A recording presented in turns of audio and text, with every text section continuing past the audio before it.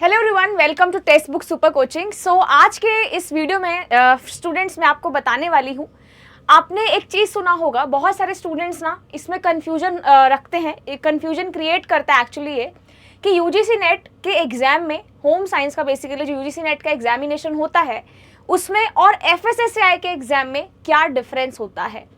सो इस वीडियो में मैं आपको बता देती हूँ, सारे डाउट्स सारी चीज़ें आपकी क्लियर कर दूंगी कि UGC NET home science is different from FSSAI subject. So आइए हम बात करते हैं यूजीसी नेट होम साइंस और एफएसएसएआई के बारे में। देखिए, पहले मैं आपको बता दूं कि जो भी student UGC NET home science की प्रिपरेशन कर रहा है वो हमारी क्लासेस को ज्वाइन कर सकता है। हमारी क्लासेस चलती है यूट्यूब पे, जो ऑल फ्री ऑफ कॉस्ट है। टाइम होता है यहाँ पर 2 बजे, ठीक है, 2 बजे टाइम थोड़ा चेंज हो गया है। एंड जो हमारा मास्टर क्लास होता है वो 5:30 बजे होता है। तो ये आपकी फ्री क्लासेस है जिसमें हम आपको कुछ कंसेप्ट्स, इंपॉर्टेंट कंसेप्ट्स, उनके प्रीवियस ईयर क्वेश्चंस वो सब कराते हैं। सो जो भी स्टूडेंट दिसंबर का गोल बना के चला है कि उनको दिसंबर में जेआरएफ निकालना ही एट एनी कॉस्ट, और जो रीनेट का एग्जाम में स्टूडेंट्स को लगता है कि वो क्लियर नहीं कर पाए हैं समवट, जो भी उनका रीज़न रहा हो कि दिसंबर में उनका जेआरएफ तो इस बार पक्का जाना ही चाहिए, तो इसलिए मैं आपको बता देती हूँ आप हमारे साथ प्रिपरेशन कर सकते हो, means text book super coaching से प्रिपरेशन कर सकते हो। ये मेरी क्लासेस का टाइम है ना। तो इस वीडियो में मैं आपको बता रही हूँ यूजीसी नेट होम साइंस और एफएसएसएआई में क्या डिफरेंस होता है। So students, if I talk about these 2 subjects, ये दोनों अपने आप में बहुत अलग है। यूजीसी नेट होम साइंस का जो आपका एग्जाम होता है that is basically for the assistant professor. FSSAI एक अलग ही यहाँ पर ऑर्गेनाइजेशन है जो कि आपको गवर्नमेंट जॉब प्रोवाइड करती है। यहाँ पर आप असिस्टेंट प्रोफेसर बनने का आपको मौका मिलता है, ठीक है। और स्टूडेंट्स अगर कोई जेआरएफ लेके आता है तो दे कैन परस्यू और they can go for the PhD as well, because यहाँ पर आपको मेंटोरशिप मिलता है, सॉरी स्कॉलरशिप मिलता है, not mentorship, my mistake. So यहाँ पर this is basically for the assistant professor, because if you want to become assistant professor then you have to qualify the NET at least, okay. So अगर मैं FSSAI की बात करूं, so this is basically a government job based exam जहां पर आपको सरकारी नौकरी मिलती है। तो पहले हम यूजीसी नेट के बारे में बात करते हैं और फिर हम एफएसएसएआई के बारे में बात करते हैं। अब स्टूडेंट्स के मन में एक दुविधा रहती है, जैसे मैंने कुछ स्टूडेंट्स की क्वेरीज देखी थी कि मैम क्या होम साइंस वाले एलिजिबल हैं in the FSSAI exams also, क्योंकि यूजीसी नेट का प्रोसीजर बहुत बड़ा है। कई लोग हैं जिनको पीएचडी नहीं करना है but they want to become assistant professor, क्योंकि उनको नेट क्वालिफाई करना पड़ेगा। और नेट का एग्जाम जो है आप देखते हो कि दिन पर दिन उसका लेवल इंक्रीज होता जा रहा है। तो बहुत सारे स्टूडेंट्स के मन में रहता है कि this is not a secure job, क्योंकि इसमें बहुत टाइम कंज्यूम होता है। एफएसएसएआई में हम एक बार प्रिपरेशन करते हैं then we can become food safety officer, और जो आपके स्टेट एफएसओस के एग्जाम होते हैं उसके लिए भी आप एलिजिबल हो। सो अब हम बात करते हैं एलिजिबिलिटी होम साइंस की। देखो, यहाँ पर होम साइंस एक ऐसा सब्जेक्ट है ना, एक होम साइंस पूरी अम्ब्रेला है, एक छतरी है, उसके नीचे छोटे छोटे डोमेन्स है। Means home science have the different categories. Let's say the first category is food science nutrition, food technology. Second आपकी categories textile, apparel, manufacturing, designing. Third categories resource management. Fourth categories human child development. Fifth categories housing and interior designing. So under home science we have different categories, but the main question is who is eligible for the FSSAI exams. So let me clear you guys, अगर मैं एक home science exam की बात करूं, अब बहुत सारे students क्या होते हैं ना जिन्होंने मास्टर्स किया है फूड साइंस न्यूट्रिशन में या फूड टेक्नोलॉजी में, they are not aware about textile and apparel designing. Why? Because उनका मास्टर्स कंप्लीट दूसरी कैटेगरी में है। एंड द स्टूडेंट्स जिनका मास्टर्स हुआ है टेक्सटाइल में या ह्यूमन चाइल्ड डेवलपमेंट में, they are not aware about food science subject. So this is a very different category for दो स्टूडेंट्स ऑल्सो। सो मेरा कंसर्न आपको समझाने का ये है कि आप कौन कौन से एग्जाम्स दे सकते हो, कौन से एग्जाम्स नहीं देते हो। सो पहले गाइज हम बात करते हैं यूजीसी नेट होम साइंस के बारे में, जिसके बारे में हम आपको पढ़ाते हैं कि यूजीसी नेट होम साइंस क्या है। The choice is up to you कि आपको कौन सा एग्जाम क्रैक करना है। भले ही आप दोनों देना चाहते हो, then also you are eligible for both the subjects अगर आपका क्राइटेरिया मीट करता है तो। सो पहले मैं बता देती हूँ कि यूजीसी नेट होता क्या है। देखो, यूजीसी नेट आपको पता है एक एजेंसी कंडक्ट करता है जिसका नाम एनटीए है, ठीक है। तो यूनिवर्सिटी ग्रांट कमीशन जो यूजीसी है उसका एग्जाम होता है अलग डिफरेंट सब्जेक्ट्स में। There are 83 subjects under this, different subjects हैं।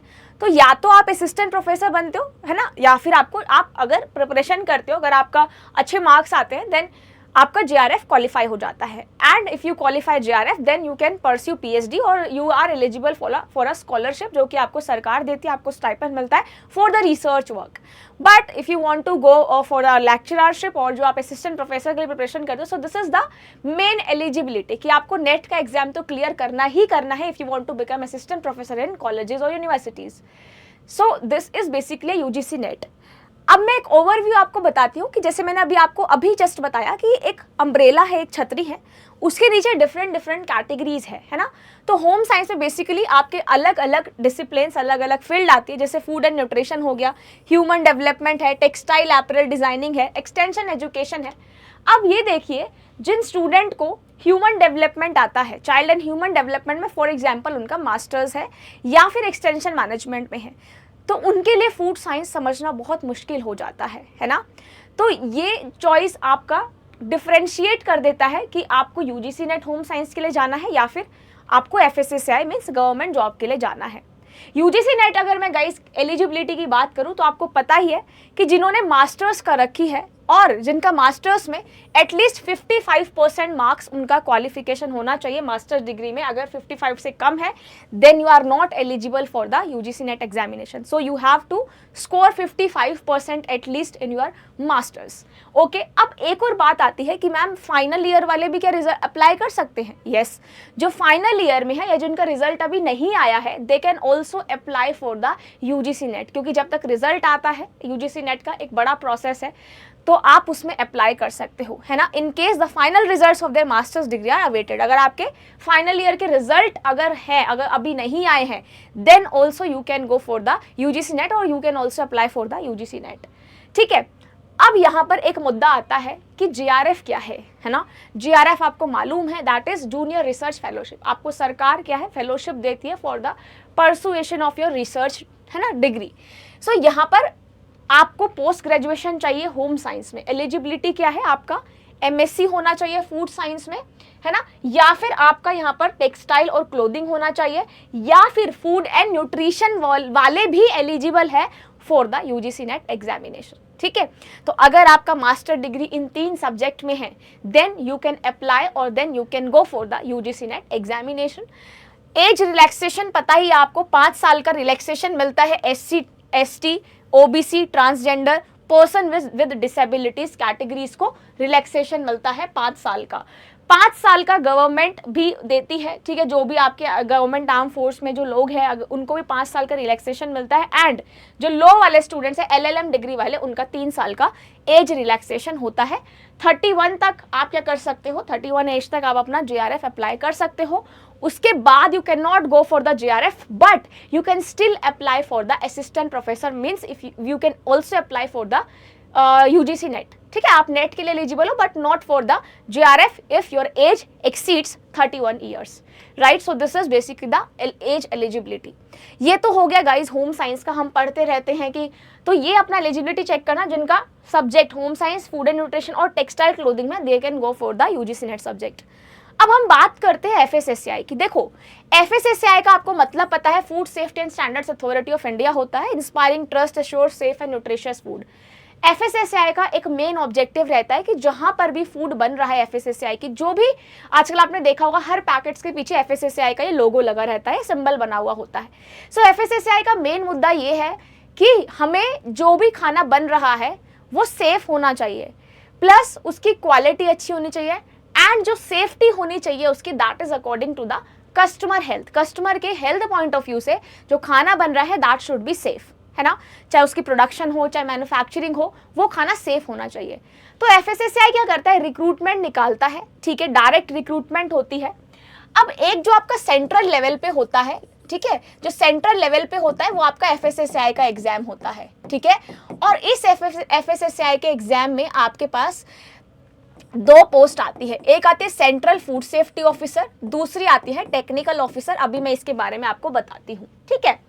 दूसरी कैटेगरी, अगर मैं स्टेट की बात करूं तो स्टेट के भी फूड सेफ्टी ऑफिसर के एग्जाम्स होते हैं, ठीक है। अब डिफरेंस क्या है वो मैं आपको आगे बताती हूँ। देखो, ये है स्कीम ऑफ एग्जामिनेशन, आपके पास क्या क्या रिक्रूटमेंट निकलती है under FSSAI। Food analyst, technical officer and central food safety officer. बाकी की आपकी पोस्ट के लिए नहीं है, ठीक है, ये दूसरे सब्जेक्ट के लिए है। Food analyst, technical officer and food central food safety officer, आप इसमें एलिजिबल हो। और सिर्फ वही स्टूडेंट एलिजिबल है जिन्होंने मास्टर्स किया है फूड एंड न्यूट्रिशन में, फूड टेक्नोलॉजी में, फूड साइंस एंड प्रोसेसिंग में। सिर्फ वही लोग एलिजिबल है। जिनका मास्टर्स होम साइंस में है, they are not eligible for any post. ना ही तो वो फूड एनालिस्ट के लिए एलिजिबल है, ना ही वो टीओ और ना ही वो सीएफएसओ के लिए एलिजिबल है, राइट। सो अब बात आती है इन स्टूडेंट्स की जिन्होंने अपना एमएससी किया हुआ है फूड एंड न्यूट्रिशन में। दे कैन अप्लाई और they can go for these post, ठीक है। आपका जो सीएफएसओ होता है ना, सेंट्रल फूड सेफ्टी ऑफिसर, इसमें सिर्फ आपको बैचलर्स ही चाहिए। और बैचलर्स भी किसमें? सिर्फ आपका food science, food technology, veterinary sciences, dairy technology, microbiology, then you are eligible for the CFSO. TO में आपका मास्टर्स मांगा जाता है। जो टेक्निकल ऑफिसर है इसमें आपके पास एमएससी होनी या फिर एमटेक होनी जरूरी है, ठीक है। तो ये बेसिक आपकी एलिजिबिलिटी है for the CFSO and TO post.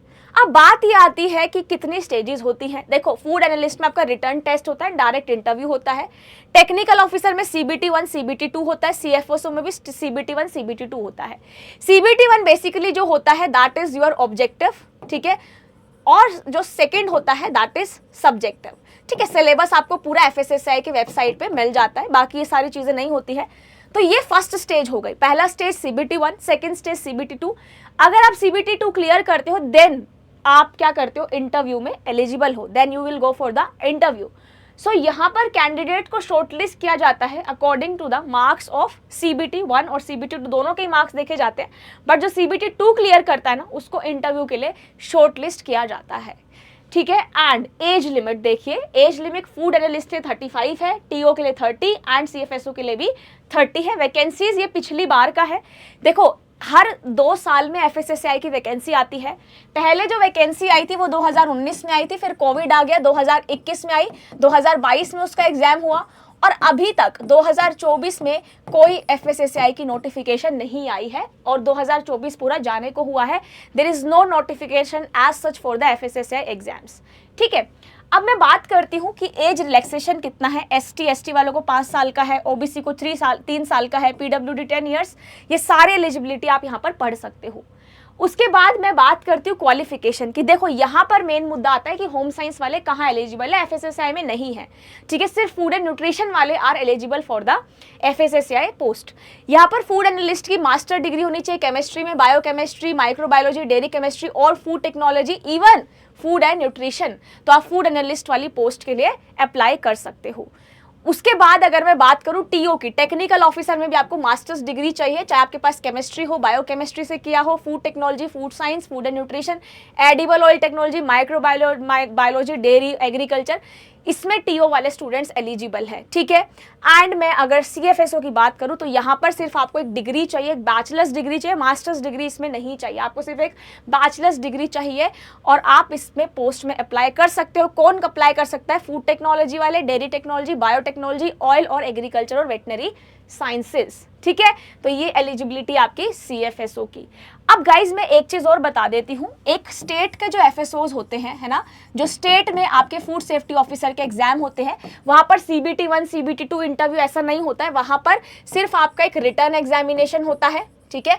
उसके बाद रिटर्न एग्जामिनेशन के बाद आपका इंटरव्यू होता है, बस सिर्फ यही 2 पार्ट होते हैं। जैसे FSSAI में आपका CBT 1 है, CBT 2 है, जैसे अभी मैंने आपको बताया ना, ये जो CBT 1 CBT 2 है, इस तरीके से आपका इसमें देखो यहाँ पर CBT 1 CBT 2 then interview, means 3 stage है। But in case of state FSOs यहाँ पर कोई भी ज़्यादा स्टेज नहीं है, सिर्फ आपका एक रिटर्न टेस्ट होता है और यहाँ पर एक इंटरव्यू होता है।